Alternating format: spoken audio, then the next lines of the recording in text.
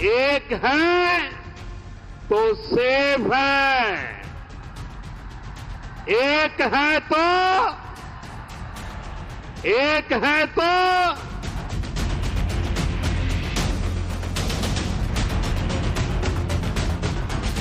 BJP के लिए M का मतलब महिला है, मोदी है, और विपक्ष के लिए एम का मतलब मुसलमान।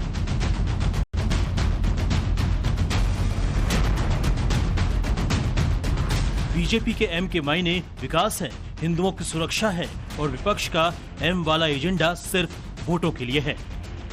महाराष्ट्र से लेकर झारखंड तक समूची चुनावी बयार में ये क्लियर कट दिख रहा है। निकलना होगा,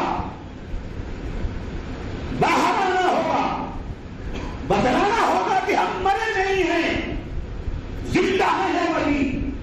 हमारे आपा के ऊपर अगर उंगली उठाओगे, हम इसको किसी कीमत पर भी बर्दाश्त करने के लिए तैयार हैं। जो मुसलमान बीजेपी का, शिंदे का और अजीत दादा पवार का साथ देता है, मैं तो उसको मुसलमान मानने को तैयार नहीं हूँ। प्रधानमंत्री नरेंद्र मोदी की रैली में बुर्का पहनकर महिलाएं पहुंच रही है। इस सच को जानते हुए भी मस्जिदों के लाउड स्पीकर से लेकर ऑन कैमरा बीजेपी के खिलाफ अभियान चलाया जा रहा है। बटेंगे तो कटेंगे के जवाब में मुसलमानों को महाविकास अघाड़ी यानी उद्धव, शरद और कांग्रेस के गठबंधन के लिए एकजुट किया जा रहा है। वोटों की तुष्टीकरण की इस लड़ाई में कांग्रेस भी खुल्लम खुल्ला उतर आई है। इसका एग्जाम्पल झारखंड में देखने को मिला। कांग्रेस के गुलाम मीर घुसपैठियों के लिए 450 रुपए में सिलेंडर देने का वादा कर चुके हैं। और हमने वादा दिया जनता को कि जैसे सरकार बनेगी 1 दिसंबर से गैस सिलेंडर का कीमत सिर्फ 450 रुपए।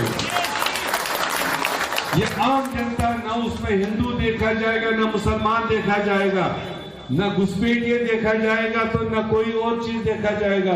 जो भी झारखंड वासी है, वो किसी भी सोच से हो, किसी भी तबके से हो, उसको 450 रुपए में गैस सिलेंडर दिया जाएगा। ये हमारा प्रोग्राम। कांग्रेस की गारंटियों में घुसपैठियों वाला घालमेल भी है। ये सामने नहीं आया होता अगर बीजेपी ने घुसपैठ को मुद्दा नहीं बनाया होता। बीजेपी ने आदिवासी इलाके में खास समुदाय के जरिए घुसपैठ के खिलाफ आवाज उठाई तो कांग्रेस बुरी तरह तिलमिला गई। हिंदुत्व को बीजेपी ने कोर एजेंडा बनाया तो विपक्ष ने झारखंड के 15% मुसलमानों पर डोरे डालने शुरू कर दिए। ये अलग बात है कि पहले प्रधानमंत्री नरेंद्र मोदी और फिर यूपी के मुख्यमंत्री योगी आदित्यनाथ ने एक एक कर कांग्रेस की सच्चाई को सामने ला दिया। खुलेआम उनका एक नेता घोषणा कर रहा है कि जो घुसपैठिए हैं, रोहिंग्या है, बांग्लादेशी है, उनको हम सस्ते में गैस सिलेंडर देंगे। ये वोट पाने के लिए देश के साथ, आपके बच्चों के उज्जवल भविष्य के साथ कैसा खेल खेल रहे हैं, इसका ये उदाहरण है।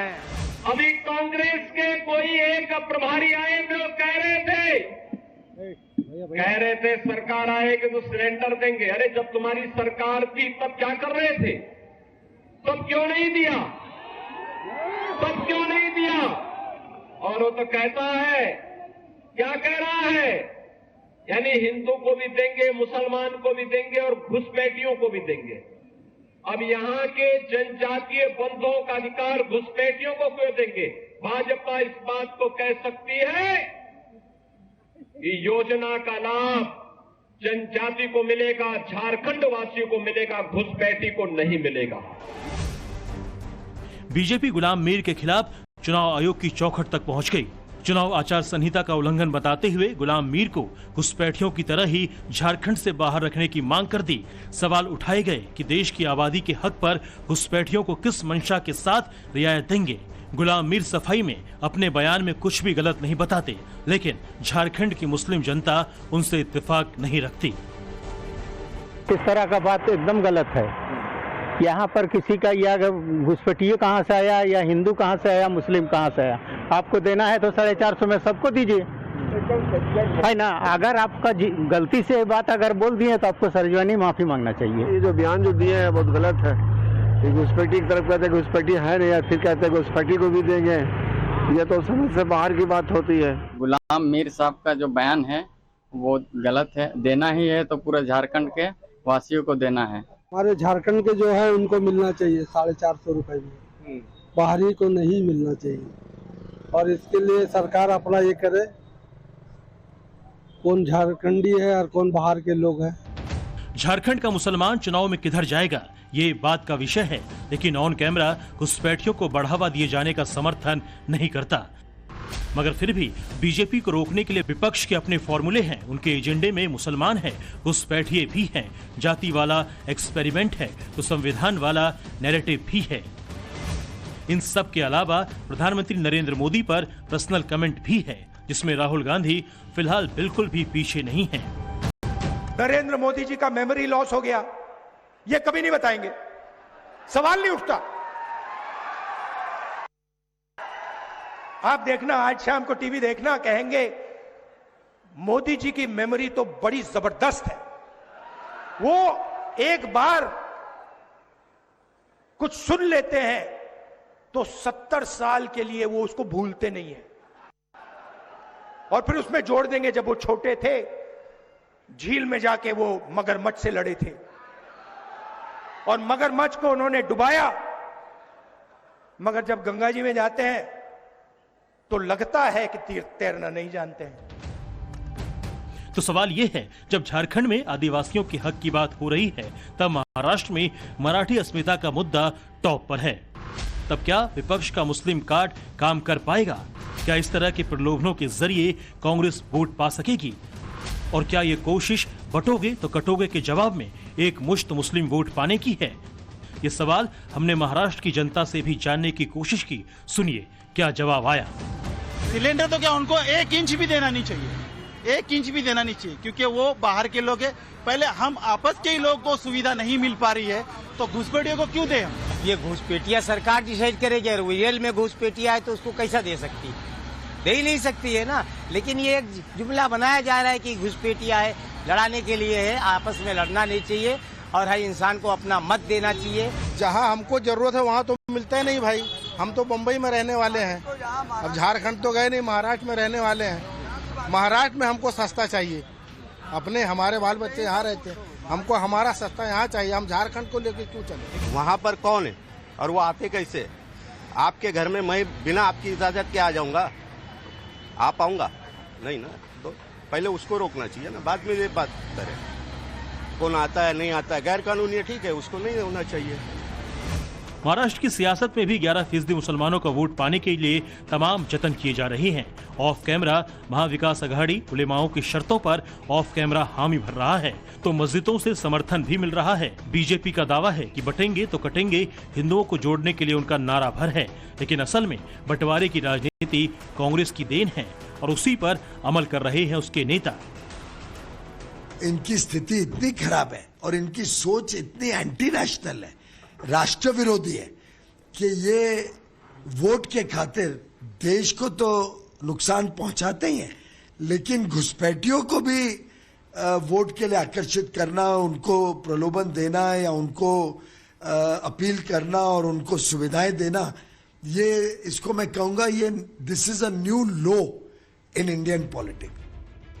बीजेपी ये मान चुकी है कि लोकसभा चुनाव की तरह ही मुसलमानों का वोट उसे बहुत ज्यादा नहीं मिलने वाला, इसीलिए उसका फोकस हिंदुओं पर है।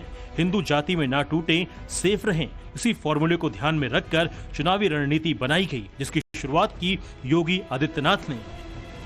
अयोध्या में 500 वर्षों का इंतजार क्यों हमें करना पड़ा था? क्यों करना पड़ा था? क्योंकि हम बटे थे। काशी में क्यों हमें अपमान झेलना पड़ा था? क्योंकि हम बटे थे। मथुरा में क्यों अपमान झेलना पड़ा? क्योंकि हम बटे थे। और जब बटे थे तो कटे थे। बटना नहीं है, एकजुट होना है। याद रखना, भारत की आज की सबसे बड़ी चुनौती है जाति के नाम पर बांटने वाले लोग देश के दुश्मन की तरह काम कर रहे हैं। यूपी से निकली ये गूंज महाराष्ट्र और झारखंड में भी बहुत जोरों से सुनाई दे रही है। असर इतना ज्यादा हो रहा है कि समूचा विपक्ष इसी की काट खोजने में लगा हुआ है। जिसे देखो वही अपने तरीके से रणनीति बना रहा है और इसी का पार्ट माना जा रहा है गुलाम मीर का घुसपैठियों को 450 रुपए में सिलेंडर देने का वादा। यूपी के मुसलमान क्या इस इत्तेफाक रखते हैं, ये हमने समझने की कोशिश की। अगर ये घुसपैठियों को 450 रुपए का सिलेंडर देंगे तो फिर आतंकवादियों को कश्मीर में क्या देंगे? तो इनकी सोच, इनकी मानसिकता ये दर्शाती है कि ये लोग हमेशा फुरका परस्त ताकतों के साथ खड़े हैं जो हमारे देश को तोड़ना चाहते हैं। इससे पहले इनके राष्ट्रीय अध्यक्ष ने कहा था कि आप हमारी सरकार बनवाइए यूपी में, हमें सीटें अच्छी आएंगी तो हम खटाखट आपके खाते में पैसा डालेंगे। वो खटाखट राजनीति अब कहीं नहीं चलेगी, इनको समझ लेना चाहिए।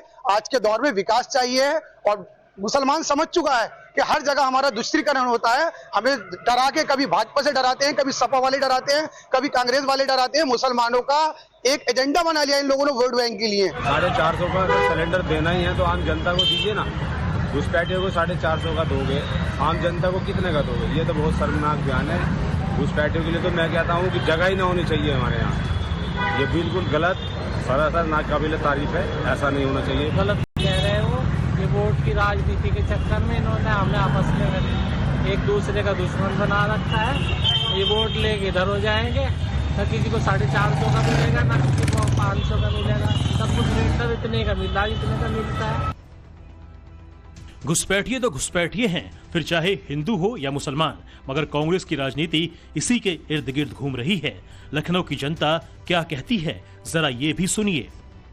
पहले आप अपने देशवासियों को देखिए, उसके बाद किसी और को देखिए। आप अपने देशवासियों को देख नहीं पा रहे हैं, बाहर के आदमियों को इंटरेस्ट ले रहे हैं, तो ये चीज गलत है मेरी नजर में। हाँ, बहुत लोग अवैध रूप से रह रहे हैं, जैसे कि आपके नेपाली हो गए, श्रीलंकन हो गए, बांग्लादेशी हो गए।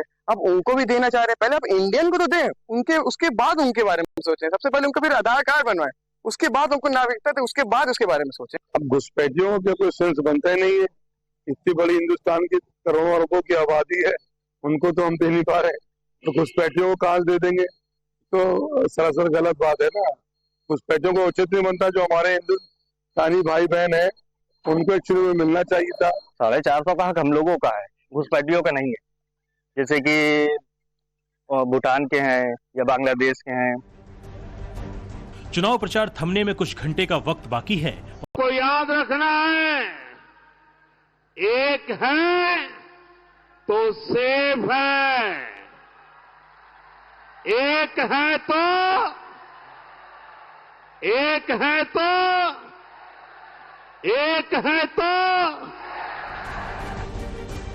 मुंबई से अतुल सिंह और लखनऊ से मनीष यादव के साथ bureau report, times now Bharat.